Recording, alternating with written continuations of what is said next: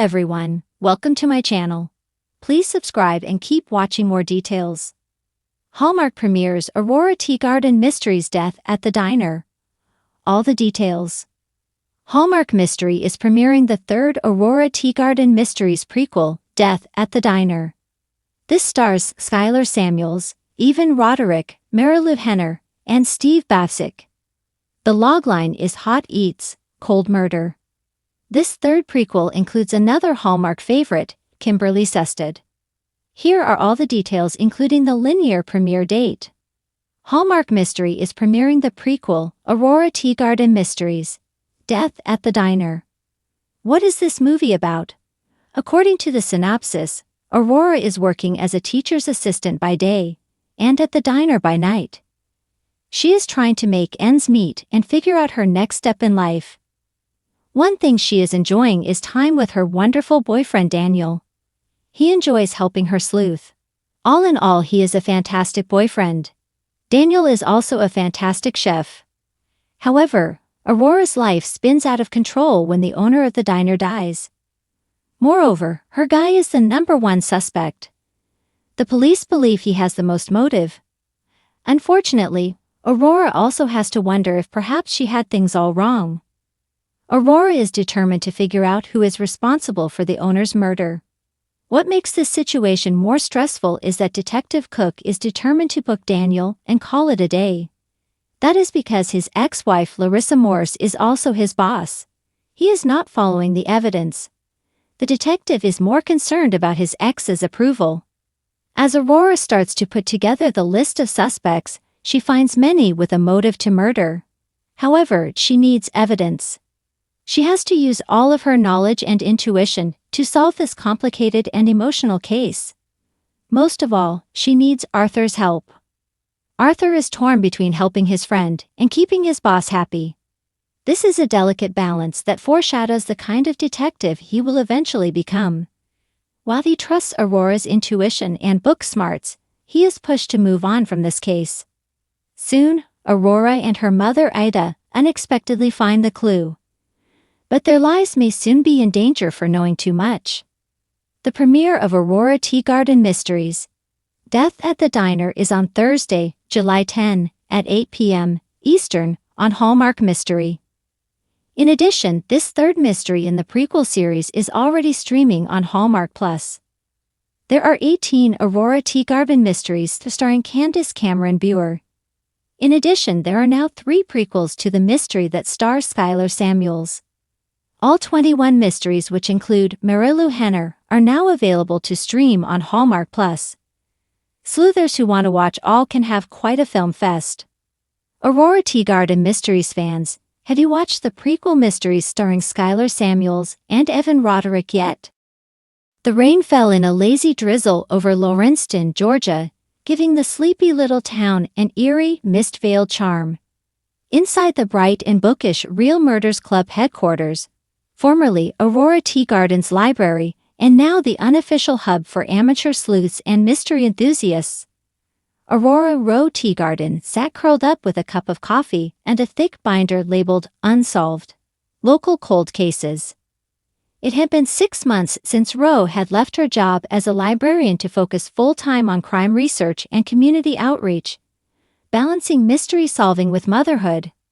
Her daughter, Sophie, was finally in press school, giving her just enough time to indulge her lifelong love of whodunits, and sometimes real ones. But this week felt different, restless, like a page was about to turn. Across town, preparations were underway for Lawrencetown's first ever historical homes and interiors tour. Antique experts, decorators, and local historians had been working for months to get the event ready, and it was finally here. A week-long showcase of the town's most beautiful and secret-filled residences. Rowe had agreed to help her old friend, Ida, her ever-stylish and opinionated mother, who was overseeing the event with her usual air of gentle command. The premier attraction, the Whitmore House, a Victorian-era mansion on Elm Street, vacant since its owner died decades ago under, let's say, uncertain circumstances. Restored by a young architect named Gwen Laramie, The house was now a centerpiece of vintage elegance, complete with period furnishings, a clawfoot tub, and oddly, one room left completely untouched, the previous owner's study. It's preserved as it was in 1974, Gwen had told the tour committee. Exactly the way Edgar Whitmore left it. Curious? Rose certainly was.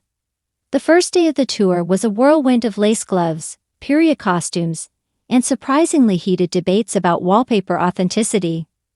Rose wandered through the Whitmore house with fascination, marveling at the intricate crown moldings, ornate gaslight fixtures, and hand-painted ceiling frescoes. But it was that study that drew her back after the crowds had gone. Inside, the air was stale, heavy with the scent of old leather, cedar, and secrets. A half-written letter sat on a blotter, a dried fountain pen beside it. Shelves filled with dusty tax ledgers and oil portraits loomed like silent watchers. There was something about the room that felt paused, not abandoned, as though its occupant had only stepped out for a moment. Then Rose noticed something odd. A pattern in the carpet, barely visible, 3 faint indents as though someone had dragged a chair across it. She bent down. No dust. Recent. "Gwen," she called. No answer. And then, a loud, splintering crash. The sound had come from the basement. Rose hesitated, then crept downstairs, heart thudding. She passed vintage trunks, stacks of newspaper, and at the far end, an open door leading into darkness. As she reached the threshold, she froze. Inside, Gwen Laramie was lying on the floor, one hand gripping the leg of an antique drafting table, her expression frozen in horror. Dead. Next to her, a broken frame, its glass shattered. Inside it, a blueprint, an original design labeled Whitmore House Expansion, 1969. Architect, G. Laramie, Sr.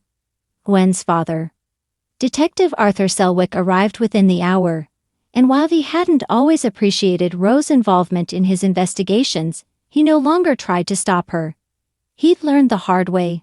When it came to uncovering the truth, Aurora Teagarden had a mind like a steel trap and the instincts of a bloodhound. "Looks like a fall," he muttered, but no signs of what caused it. "She was working on something," Rose said, pointing to the shattered blueprint. "Something her father was involved in. That can't be a coincidence." Arthur nodded slowly, or maybe someone didn't want her uncovering it. Back home, Rose couldn't shake the feeling that this wasn't just an accident. The blueprint nagged at her. She dug through archives of the Historical Society, hunting for anything about the 1969 expansion. It turned out the project had never been completed. The reason? A series of unexplained delays, and the sudden death of Edgar Whitmore in 1974. She cross-referenced the town's building permits. One oddity stood out, a request for a private vault to be installed beneath the house. It had been approved, and then quietly revoked days later. But Rose's gut told her it had still been built. Back at the Whitmore house the next morning, Rose persuaded Arthur to let her investigate. Together, they returned to the basement. Behind the wall of trunks and newspaper, they found it, a small door, hidden behind a false panel.